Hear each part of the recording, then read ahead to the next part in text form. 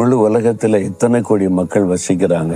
உங்க தேசத்துல நீங்க இருக்கிற இடத்துல எவ்வளவு லட்சக்கணக்கான மக்கள் இருக்கிறாங்க. அவ்வளவு பேருக்கு மத்தியில உங்களை ஆண்டவர் தெரிந்து கொண்டு, நீ என்னுடையவன், என்னுடையவள், நீ என்னுடைய மகன்பா, என்னுடைய மகள், எனக்கு சொந்தம்னு சொல்லுவதற்கு மற்ற ஜனங்களை விட்டு ஆண்டவர் பிரித்து எடுத்திருக்கிறாராம். அது எவ்வளவு பெருமை இல்லை? அவரால் தெரிந்து கொள்ளப்பட்டு பிரித்து எடுக்கப்பட்டு அவருக்கு சொந்தமாக இருப்பாரு. நீங்க வாழ்றது உலகத்துல தான். உலக மக்களை போல எல்லா வேலைகளையும் செய்யணும், உழைக்கணும் எல்லாம் தான். ஆனா நீங்க அவங்கள போல வாழ்வதற்கு அழைக்கப்படலை, பிரித்தெடுக்கப்பட்டவங்க.